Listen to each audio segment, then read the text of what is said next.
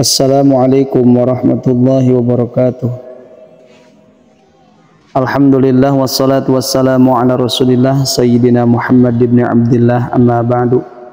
Sahabat channel ABM TV yang dirahmati Allah subhanahu wa ta'ala, semoga kita semua diberikan kesehatan, diberikan keberkahan, diberikan ilmu yang bermanfaat, dan kita dikumpulkan dalam kebaikan dunia dan akhirat. Amin ya Allah ya Rabbal Alamin.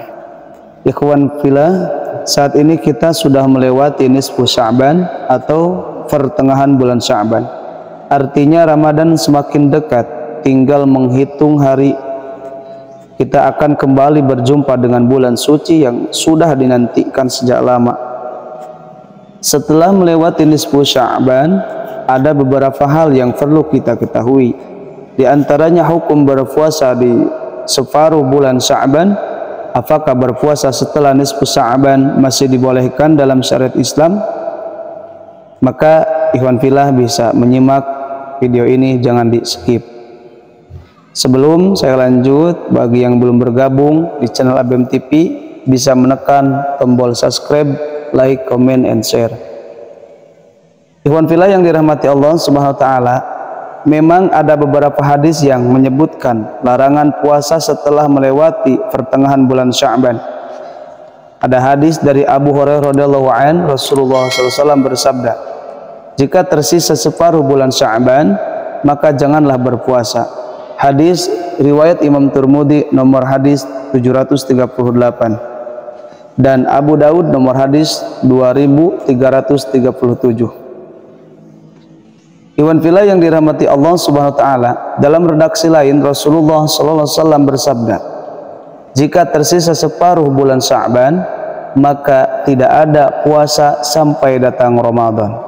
Hadis riwayat Ibnu Majah nomor hadis 1651. Terkait hukum puasa setelah nisfu Sya'ban, terdapat perbedaan pendapat di kalangan ulama.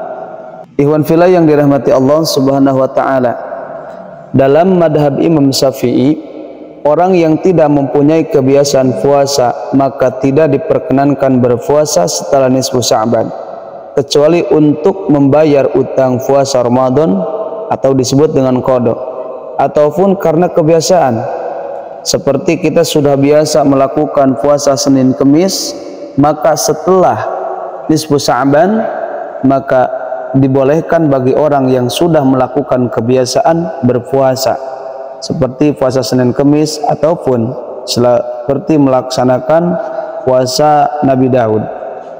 Bagi orang yang tidak punya qada puasa Ramadan dan tidak punya kebiasaan puasa sunnah sebelum nisfu Sya'ban, maka dalam mazhab Imam Syafi'i terdapat dua pendapat terkait hukum berpuasa setelah nisfu Sya'ban. Pertama, mengatakan haram, tidak boleh puasa setelah nisfu Sya'ban.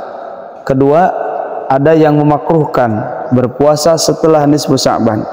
Namun jumhur ulama mengatakan tetap sunnah puasa setelah nisfu Sya'ban.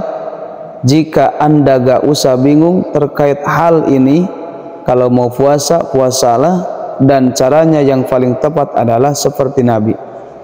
Nabi pernah menyebutkan, jangan kau mendahului Ramadan dengan puasa sehari atau 2 hari.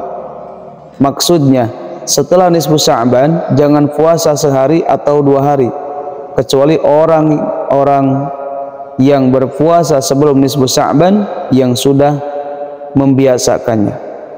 Jadi gini, kalau Anda pengen aman, biarpun menurut mazhab kita Imam Syafi'i tetap saja diperkenankan ada puasa, caranya Anda ambil sehari sebelum nisfu Sya'ban biar nyambung.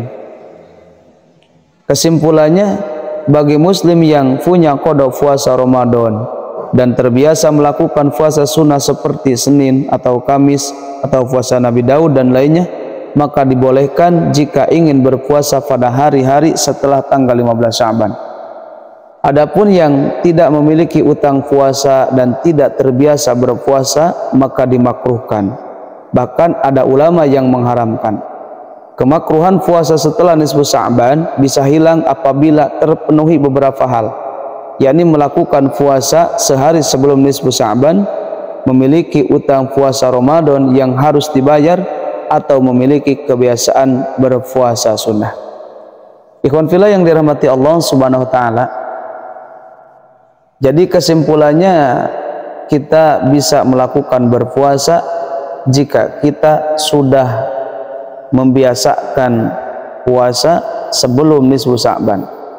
Tetapi ketika kita mengambil pendapat yang lebih hati-hati, maka kita tinggalkanlah setelah nisfu Sya'ban. Kita tidak melakukan berpuasa jika tidak mempunyai kebiasaan sebelum nisfu Sya'ban berpuasa ataupun tidak mempunyai puasa qada. Ikhwan fillah yang dirahmati Allah Subhanahu wa taala, semoga bermanfaat. Billahil hidayah wa taufik. Wassalamualaikum warahmatullahi wabarakatuh.